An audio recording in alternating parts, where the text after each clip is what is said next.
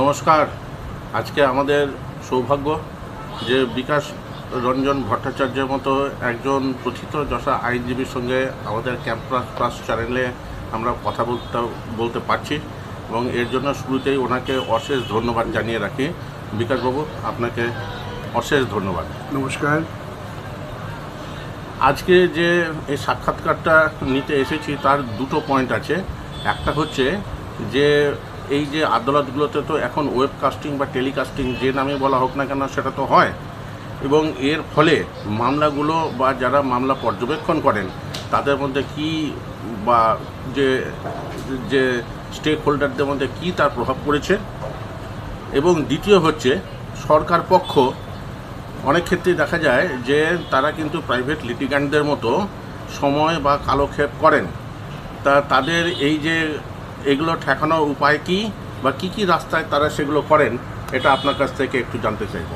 প্রথমে আগে আপনাকে যে প্রশ্নটা করি সেটা হচ্ছে যে এই যে ওয়েবকাস্টিং সংক্রান্ত রুলটা কি, যে সব কোর্টেই হয় না কেন? দেখুন, আদালতের কার্যক্রম সম্পর্কে মানুষের কাছে স্পষ্ট ধারণা তৈরি করার জন্য, স্বচ্ছতার জন্যই এই সমস্ত আদালতের বিচার প্রক্রিয়া এখন জনমাধ্যমে তুলে ধরা হচ্ছে, যেটা আপনারা সকলেই দেখতে পান। ধরুন, আপনি একজন বিচার প্রার্থী, আপনার যে মামলা হচ্ছে সেই মামলা আপনার উকিলবাবু কী সওয়াল করছেন, প্রতিপক্ষ কী সওয়াল করছেন, এগুলো জানার সুযোগ আপনার থাকছে। আগে তো ছিল না। তখন আপনার মনে অনেক ধারণা হতে পারতো যে আমার উকিলবাবু আমার কথাটা বলেনি, বা উকিলবাবু অন্য উকিলবাবুর সঙ্গে বোঝাপড়া করে নিয়েছে। এই সমস্ত অনেক কিছু কাল্পনিক ধারণা তৈরি হয়। সেই সব ধারণা থেকে মুক্ত করবার জন্য, স্বচ্ছতা আনবার জন্য, বিচার প্রক্রিয়া সম্পর্কে সাধারণ মানুষের আস্থা যাতে পুনরুদ্ধার হয়, সেজন্যই আদালতে কি ঘটছে সেটা সরাসরি বৈদ্যুতিন মাধ্যম দিয়ে প্রচার করা হচ্ছে। এটা তো একটা শুভ প্রয়াস বলে আমি মনে করি। আচ্ছা, এই যে প্রয়াসটা নেওয়া হয়েছে, এতে আপনি আইনজীবী হিসাবে পরিস্থিতির কোনো উন্নতি দেখতে পাচ্ছেন? এটার সঙ্গে তো পরিস্থিতির উন্নতির কোনো ব্যাপার নেই। যেমনভাবে আদালত চলছিল, আদালত সেভাবেই চলছে। খালি আদালতের কাজকর্ম আপনি ঘরে বসে দেখতে পাচ্ছেন। এখন সে থেকে যারা আইনজীবী সওয়াল করছেন এবং তাদের যারা মক্কেল, তারা বুঝতে পারছেন তাদের আইনজীবীরা কি সওয়াল করছেন, কতটুকু সওয়াল করলেন, কোন বিষয়ে সওয়াল করলেন। সেটা একটা ইতিবাচক দিক। আরেকটা এর ফলে একটা নেতিবাচক প্রভাবও আছে। সেটা হচ্ছে যে অনেকের ধারণা, অনেক মক্কেল যে কোর্টে অনেকক্ষণ চেঁচামেচি করলেই বোধহয় ভালো সওয়াল হলো। কিন্তু ভালো সওয়াল করতে গেলে চেঁচামেচি না করেও যে করা যায়, কখনো কখনো নীরবতা রক্ষা করেও যে ভালো সওয়াল হয়, এটা ধারণা অনেকের নেই। সেই জন্যেই অনেকের ধারণা হচ্ছে যে ওই অপরপক্ষের উকিল 30 মিনিট হইচই করলেন, আপনি 1.5 মিনিট কথা বললেন কেন, এরকম ধারণাও হয়। আচ্ছা বিকাশবাবু, আরেকটা, যদিও একটু বলবেন যে এটা কী ধরনের প্রশ্ন হলো, তবু এটা করতে একটু ইচ্ছা করছে। সেটা হচ্ছে যে পার্লামেন্টের স্পিকার থাকেন এবং আদালতে বিচারক, দুজনের মধ্যে রোলের পার্থক্যটা কি, মানে কি, এবং শুধু ব্যালেন্স করে চলাটাই কি? স্পিকারকে কোনো খুব একটা বিশেষ রায় ঘোষণা করতে হয় না। তাকে পার্লামেন্টের যে নিয়মকানুন আছে সেই নিয়মকানুন মানে সভা যাতে চলে সেটা দেখতে হয়। বিশেষ রায় ঘোষণা করতে হয় না, কখনো কখনো কোনো জটিল প্রথাগত পদ্ধতি উঠলে পরে তারা হয়তো একটা রায় দেন, সেটা প্রথাগত রায়, তার সঙ্গে সাধারণ মানুষের জীবনের কোনো সম্পর্ক নেই। কিন্তু বিচারপতিদের সাধারণ মানুষের জীবনের সম্পর্কিত বিষয় নিয়ে রায় ঘোষণা করতে হয়, যে রায়টা সকলকেই মানতে হয়। অতএব বিচারপতিদের ভূমিকা এক্ষেত্রে অনেক বেশি গুরুত্বপূর্ণ, এবং সেই গুরুত্বপূর্ণ ভূমিকা বিচারপতিরা ঠিকমতো পালন করলেই আমরা খুশি হই। এইবারে দ্বিতীয় পর্যায়ে আসি, সেটা হচ্ছে যে সাধারণ মানুষের অনেকেরই একটা অভিজ্ঞতা আছে যে প্রাইভেট যারা লিটিগ্যান্ট, যারা মামলাকারী, তার সঙ্গে দিনে দিনে সরকারের পার্থক্যটা বুঝে যাচ্ছে।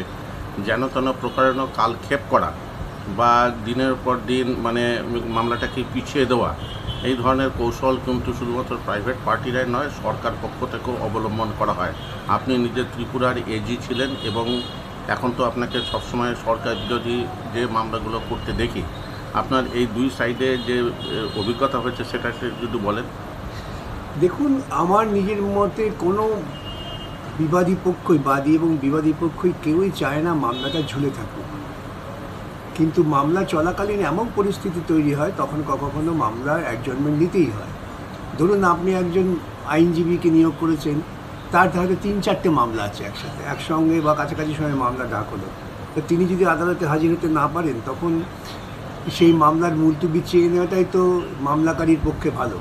এখন মামলাকারী যদি মনে করেন যে আমার মামলাটা আপনি অ্যাডজর্নমেন্ট চাইলেন ওরটা চাইলেন না কেন, এইরকম একটা মনোভাব আছে। আর সরকারের পক্ষ থেকে যেটা হয় সেটা হচ্ছে দুর্ভাগ্যজনকভাবে সরকারি দপ্তর তারা তাদের উকিলকে কিন্তু সময় মতো যে সমস্ত নির্দেশাবলী দেওয়া দরকার বা যে সমস্ত তথ্য দেওয়া দরকার সওয়াল করার জন্য সবসময় সেই তথ্য দিতে পারেন না। সেই জন্যই মামলা দেরি হয়। কেউ ইচ্ছে করে মামলা ঝুলিয়ে দিচ্ছেন, প্রচলিত ভাষা বলা হয়, সেটা আমার কিন্তু মনে হয় না। আচ্ছা, মানে ধৃষ্টতা মার্জনা করবেন কিছু কিছু উদাহরণ মানে বা একটা কারণ কিছু কিছু তুলে নিয়ে এসেছি আপনার কাছ থেকে। এই যে ফ্রিকোয়েন্ট অ্যাডজর্নমেন্ট, এই ফ্রিকোয়েন্ট আপনি যেটা বললেন সেটা তো ফ্রিকোয়েন্ট মানে কারণে অকারণে একটা অ্যাডজর্নমেন্ট চাওয়া। আজকে সরকার পক্ষ যদি এই ধরনের প্রক্রিয়া করে তাহলে তো সাধারণ মানুষ যারা নিজেদের পকেটে পয়সা থেকে আমরা Yes. Do it after 15 minutes. Yes. তো সেটাই বলছি যে সাধারণ মানুষ তো পকেটের পয়সা দিয়ে মামলা করেন এবং বিপক্ষে আছে অমিত শক্তিধর সরকার।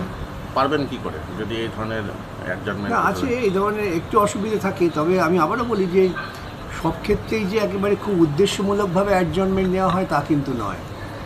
মামলা পরিচালনার স্বার্থেই কখনো কখনো অ্যাডজর্নমেন্ট নিতে হয়। ধরুন একটা মামলা চলাকালীন হঠাৎ একটা প্রশ্ন উঠে গেল, যেই প্রশ্ন সম্পর্কিত বিভিন্ন তথ্য তা হয়তো সরকারি উকিলের কাছে তখন নেই, তখন তাকে তো অ্যাডজর্নমেন্ট নিতেই হবে।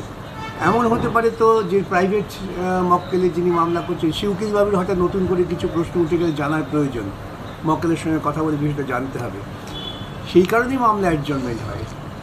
আমি কখনো দেখিনি যে খুব ইচ্ছে করে কেউ মামলা অ্যাডজর্ন করছে, এটা আমার দেখা নেই। জাস্ট একটা উদাহরণ দিই, ডিএ মামলাটা সম্পর্কে আপনার। ডিএ মামলা তো কেউ ইচ্ছে করে কখনো অ্যাডজর্নমেন্ট হয়নি। ডিএ মামলা সুপ্রিম কোর্টের বিচারপতিরা তাদের যে লিস্টে মামলা থাকে সেই মামলা সবগুলো শুনতে পাচ্ছেন না প্রতিদিন, সেই জন্যই মামলা অ্যাডজর্ন হচ্ছে। ওদের ডিএ মামলা বারবার তারিখ পড়ছে মানে এই নয় যে কোনো পক্ষ ইচ্ছে করে তারিখ ফেলছেন। হ্যাঁ বলুন।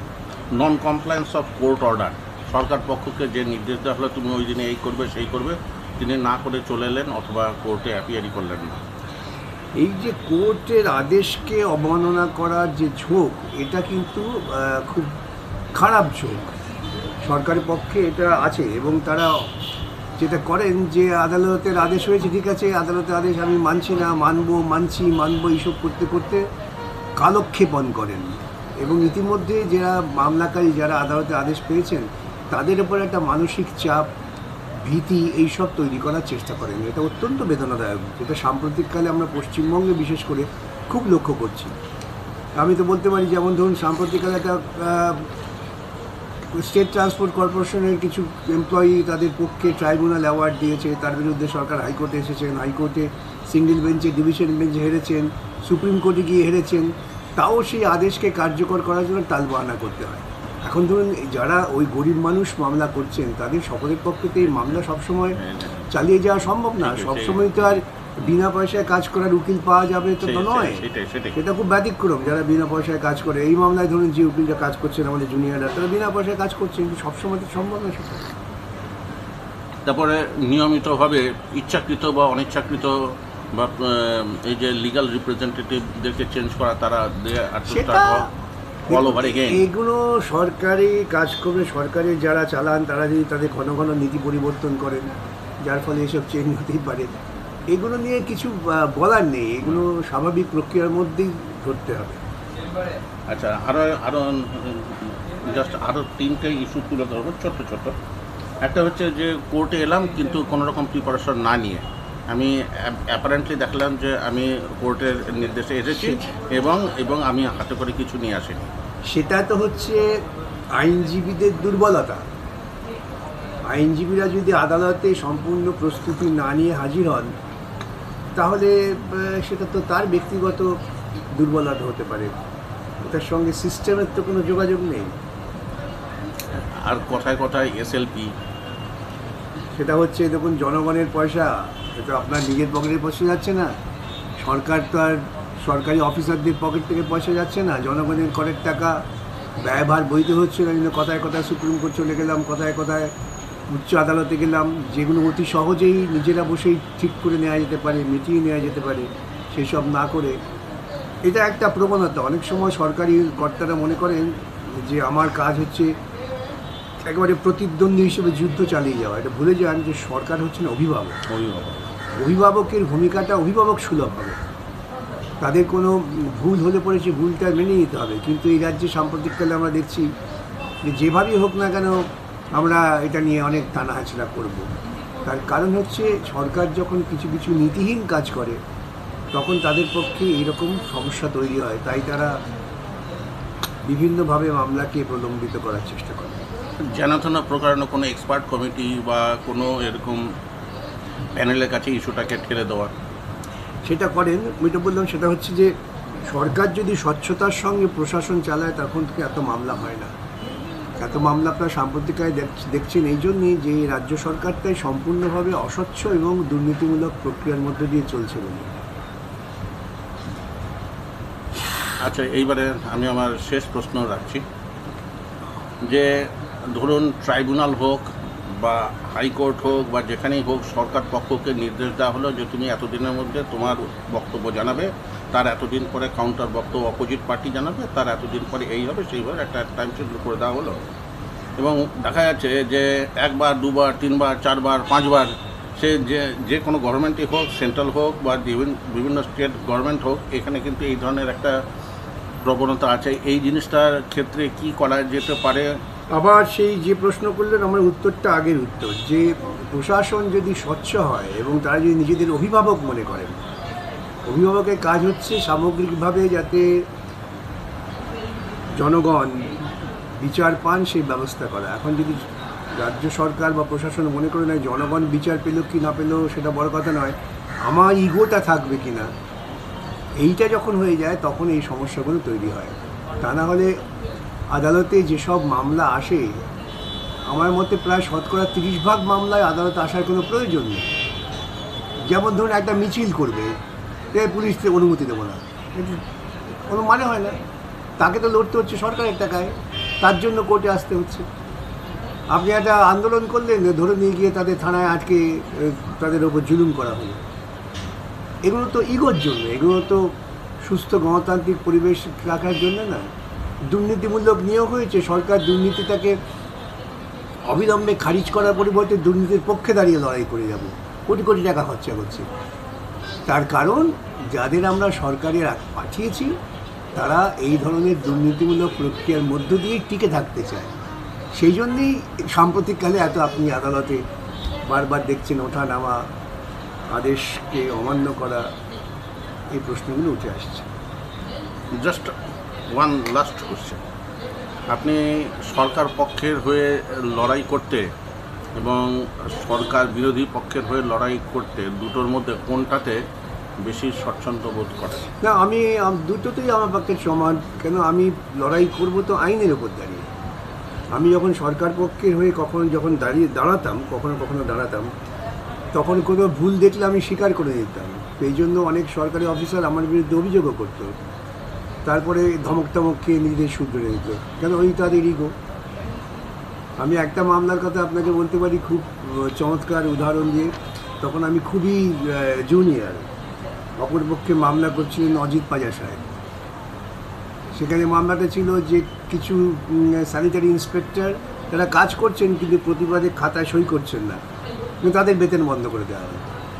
তিনি আদালতে মামলা করলেন, আমি দেখলাম তাদের ঠিক না, তারা তো কাজ করছে, বেতন পায় তো কাজের জন্য, সই করার জন্য তো বেতন পায় না।